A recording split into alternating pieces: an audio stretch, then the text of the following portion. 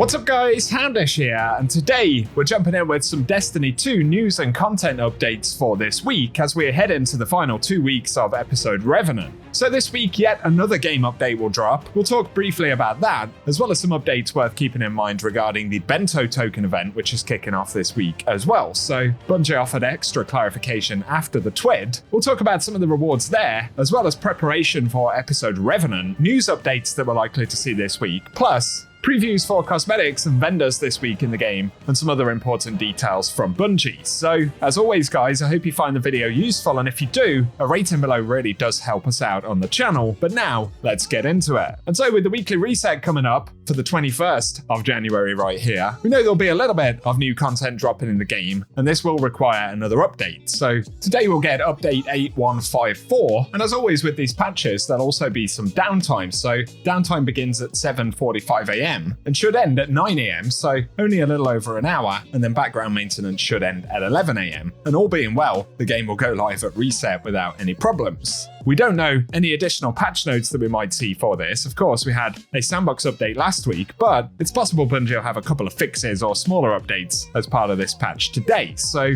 I'll keep you posted on that as we get to it. But before we talk about any more in-game content this week, there are a couple of Twitch emblem drops that are coming up in the next little while. So firstly, right now we can get the Golden Hour emblem, and this is for giving a sub. Of course, you have to have the Twitch integration with Bungie.net, so I'll link the Twitch page down below if you want to try and pick that up. But the Golden Hour emblem is available till the 31st of January. There's a preview of it on the screen right there. It's actually a pretty nice one. There was an issue with it when it first dropped, but Bungie have said they've deployed a fix for players attempting to redeem the emblem, and once earned and redeemed through the Twitch Drops inventory, players may need to sign into Bungie.net and refresh the partner offers list. So that's that one, but there'll be another emblem coming up next week on the 28th of January, which is the Scorned Organ emblem, which requires 15 minutes of watch time for any streamer. And we can see a preview of that one right here. So if you're interested in either of those emblems, I'll link the details down below on how to get them. But getting into gameplay content for the week, first up, the new patch that we're getting is delivering a sort of mini event to end the season.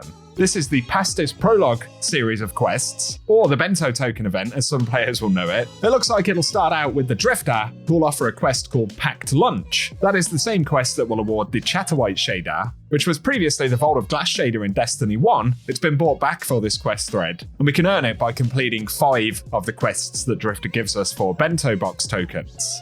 As we covered in another video, those quest steps are generally pretty self-explanatory, quite easy, and at least some of them will be reasonably quick to complete. And for each one that we complete, of course, we'll get Bento tokens that can be spent on a series of different rewards that'll be housed at Heresy. So on top of various currencies and Artifice armor, there will be Adept weapon drops. So Bungie teased that we'll get Cataphract GL3 Adept, and these weapons will come with fixed roles. So for Cataphract, it's Linear Compensator, Alloy Casings, and then Envious Assassin and Bait and Switch with the Velocity Masterwork. There'll also be the Igneous Hammer Adept, which will have Flared Magwell and Fluted Barrel, then Fragile Focus with Precision Instrument and a Range Masterwork. But there'll also be the Horror's Least Adept with Arrowhead Break and Accurized Rounds, Perpetual Motion, Kill Clip, and a Stability Masterwork. Plus, Bungie have added Riptide to that list, which of course will not be an Adept weapon, but the role is Arrowhead Break and Enhanced Battery, with Compulsive Reloader and Chill Clip with a Charge Time Masterwork. And those will be some of the main rewards that players want to go after. Plus, Bungie have added that with the event, each weapon available for Bento tokens will be enhanceable. So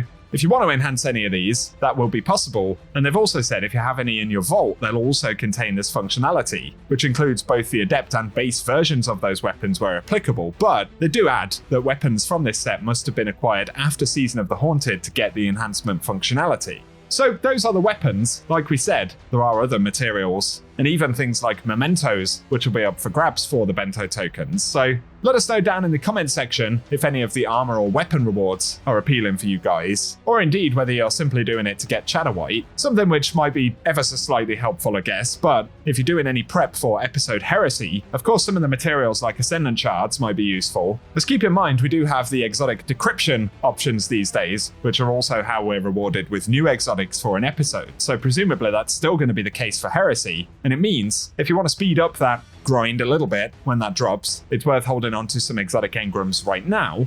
Of course, exotic engrams will drop from the season pass, they drop from lost sectors, and randomly in the game world, so with a little bit of playtime it isn't too difficult to get a stack of exotic engrams. You can also let them be pushed into the postmaster if you're farming things like lost sectors, which could be useful, as of course we need, I think it's around about 12 exotic engrams and precision decryption to get us all the way up to the maximum rank at reward, and after we reset that, it will allow us to purchase the new exotics for an episode. So keep that in mind as we head towards Heresy in a couple of weeks' time, and like I said, a few of the materials from the Bento event may be useful. Otherwise, for Revenant itself, keep in mind the epilogue, Kel's Vengeance version of Contest of Elders, all of the fieldwork for Act 3, and Slayer's Fang upgrades will remain available after episode Heresy drops, but if you want to wrap up the episode now, it's a good time to get things completed in the next couple of weeks before we get that new content drop. There'll be additional news about Heresy this week as well, so keep it locked and loaded here on the channel, and I will as always keep you up to date. Separately for the weekly reset this week though, we'll have a quick preview of some of the highlights for the Eververse inventory. So this week for Bright Dust, we'll be able to pick up the Wanderer's Wagon exotic sparrow. That one will be up for 2,500 Bright Dust, returning from a previous episode or season. There'll also be the exotic ship, the Daito White Rabbit. This has been available for silver this episode as well, including in bundles, but this week it should be up for Bright Dust and it should cost 2,000.